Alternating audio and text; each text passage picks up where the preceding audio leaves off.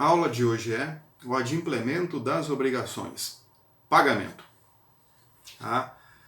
Capitulado lá no Código Civil, do artigo 304 ao 333, pagamento significa o cumprimento ou adimplemento de qualquer espécie de obrigação. Apesar de nós termos em nossa mente de que pagamento é entrega de dinheiro, o Código Civil traz, de forma técnico-jurídica, pagamento como a forma normal de cumprimento da obrigação. Então, ao cumprir a obrigação, há então o pagamento. Então, quando você contrata alguém para pintar um imóvel, quando o pintor pinta o imóvel, ele está pagando a sua prestação, cumprindo com a prestação. Então, o cumprimento da prestação é o pagamento, não importa se ela seja obrigação de dar coisa certa, incerta, fazer ou não fazer.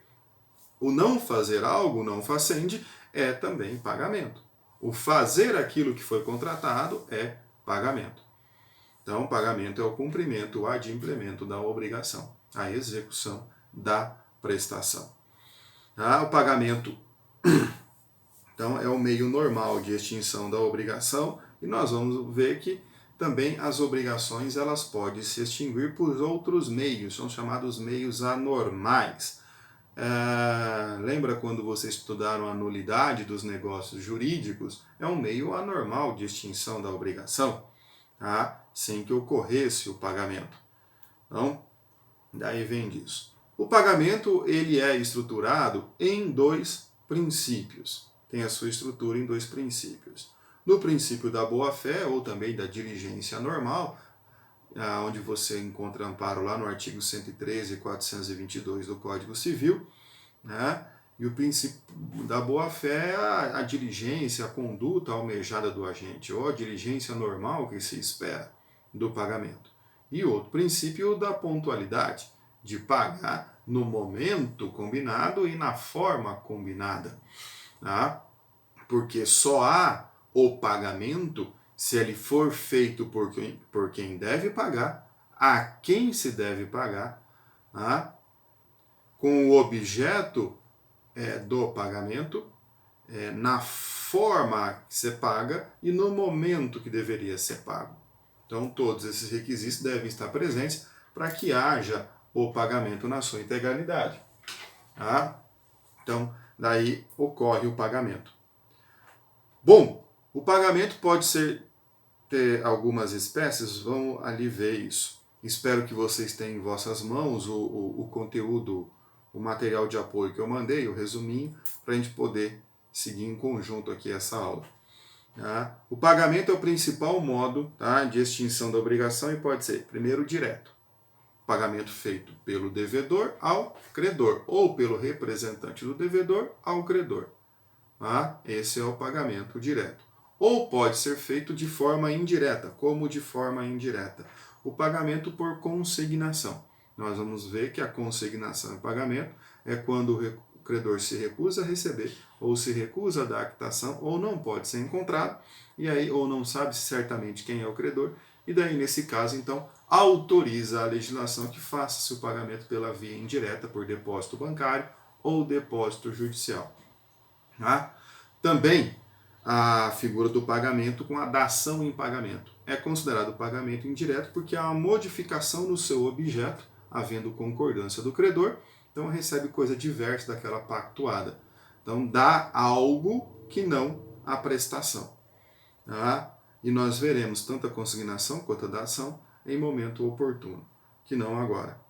Então, o modo normal de extinção da obrigação é pelo pagamento, seja de forma direta, seja de forma indireta, mas houve o pagamento. Esse é o modo normal. Os modos anormais é quando ocorre a impossibilidade do pagamento sem culpa do devedor. Por exemplo, da extinção da obrigação. A coisa se perde antes da tradição sem culpa do devedor.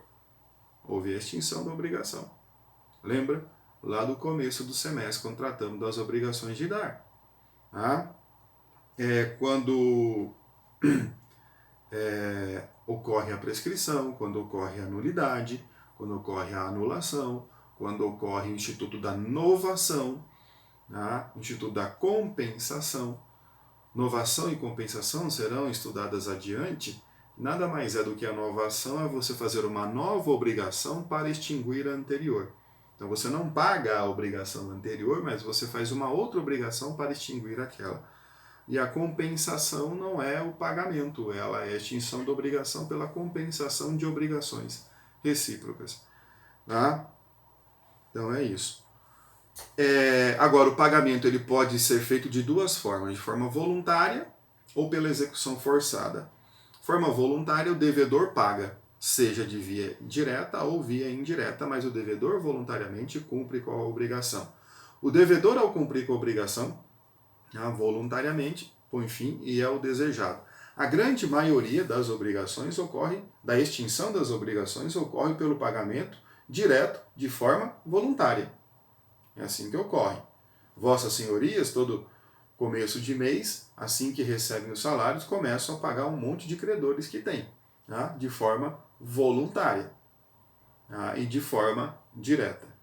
Agora, por meio de execução forçada, é quando o devedor se recusa a pagar e o credor se vê forçado a utilizar-se do instrumento judicial adequado para o recebimento da sua obrigação, que a legislação processual chama de execução. Tá? Então, o processo de execução tem a finalidade de buscar o cumprimento de uma prestação. E aí o judiciário vai usar do aparato que possui para forçar que o devedor cumpra a sua obrigação, seja de dar, fazer ou não fazer. Tá? Então, aí, através de uma medida judicial. Tá? Então, o Poder Judiciário, por vezes, faz a parte de cobrador. É isso que ele faz. Já que há uma limitação no exercício da tutela, da proteção dos nossos interesses, de até onde nós podemos agir para buscar o recebimento das nossas obrigações. Nós vamos até determinado espaço. Depois, não é mais possível. Tá? Bom, qual a natureza jurídica do pagamento? Qual a natureza jurídica do pagamento? E lembra, quando a gente pergunta natureza jurídica, nós queremos saber o que o direito trata isso. Para o direito, o que é pagamento? Para o direito, o pagamento é um contrato, tem natureza contratual, é como um negócio jurídico. É um negócio jurídico porque é um acordo de vontades. Tá? Então, o ato do pagamento, dentro de toda a obrigação, ele também é um negócio jurídico que imputa do devedor voluntariamente pagar e do credor aceitar. Como do credor aceitar? Porque ele tem que verificar se o que está sendo pago realmente é aquilo que foi combinado. E há alguns requisitos aí, tanto que o Código Civil ele trata em diversos artigos dessa questão do pagamento. Então, para saber quem deve pagar, quem se deve pagar, o objeto, a forma, o lugar e a prova do pagamento. Tá? Então é um acordo de vontades, é isso que nós temos como pagamento. Para que o pagamento seja considerado válido, então, nós temos alguns requisitos aqui na legislação civil. Primeiro, deve haver entre as partes a existência de um vínculo obrigacional. Não se fala em pagamento se não existe previamente uma obrigação entre as partes. Só se há obrigação entre as partes é que pode existir pagamento. Tá? Depois, tá? A intenção de pagar. Não é simplesmente a entrega de determinada quantia que significa pagamento, deve haver a intenção de pagar. Isso é muito interessante, depois nós vamos dar a imputação do pagamento, porque às vezes a mesma pessoa pode dever para determinado credor várias obrigações. Ela tem a intenção de pagar, qual que ela está pagando. Tá? Por último, o cumprimento da prestação. O pagamento deve significar o cumprimento da prestação. Para isso, eu hei de olhar qual é a prestação. A prestação é o quê? É entregar R$1.000, 980. A prestação é entregar determinado produto, o veículo, isso, aquilo, placas tal e etc. O pagamento depende de olhar o objeto da prestação. A prestação ela vai ter um objeto imediato, que é um dar, um fazer ou não fazer, e depois um mediato. Fazer o quê? E aí eu tenho que analisar dentro se esse fazer foi feito ao objeto da prestação, tá? Para ver se há realmente esse pagamento, porque ele pode ser parcial, entregar parte do dinheiro, fazer parte do serviço, então não foi total. Tá? Depois a pessoa que efetua o pagamento, o solvens, o devedor. Tá? Quem está fazendo o pagamento, o solvens, o devedor. O devedor deve pagar, alguém pode pagar por ele, essa pessoa que poderia pagar por ela, eu poderia receber dessa pessoa em nome do devedor, tudo isso há de ser analisado. E depois a quem se deve pagar, que é o acipiens, o credor, aquele que pode receber, pode, né, receber. É o credor, o representante do credor, o credor putativo, aquele que aparenta ser o credor. Então, tudo isso é necessário que se faça uma análise no momento do pagamento para ver se o pagamento foi válido por preencher todos estes requisitos. Tá? É claro, pensando assim, falando, nossa, que complicação na hora de fazer um pagamento. Não, o pagamento geralmente é simples porque todos os requisitos você identifica simplesmente. Tá? Quando você recebe em sua casa, sua residência, a conta de luz, lá tem tudo lá. Tem credor, tem devedor, tem o objeto, a forma do pagamento e o momento do pagamento. E também ali está incutida já a prova. Você pagando daquela maneira, você já obtém a prova do pagamento, que é a quitação. Então, na grande maioria das vezes, todos esses elementos você encontra facilmente na hora de pagar. Não há nenhuma complicação aqui. Tá? O que temos que analisar agora, então, é item a item. E aí o Código de Processo Civil, ele cria uma estrutura. Ele começa primeiro de quem deve pagar. Depois, daqueles a quem se deve pagar. Daí ele passa para o objeto do pagamento, que é o objeto da prestação, e daí para a prova do pagamento. Quem paga precisa de uma prova. Então, diz o Picarelli, dizia já há muito tempo e tal, nem sei se ainda diz mais, nunca assine nada sem ler, nunca pague nada sem recibo.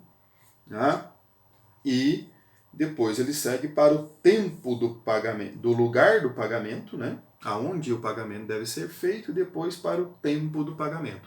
E aí há todos os elementos do pagamento então reunidos. Vamos aqui, nessa primeira parte, então, eu vou fazer a aula desse dia em 2 vídeos para ficar mais fácil. Então essa é a parte geral do pagamento, e aí depois eu vou falar então, de quem deve pagar em um segundo vídeo, para ficar mais fácil. Então, sejam todos muito felizes.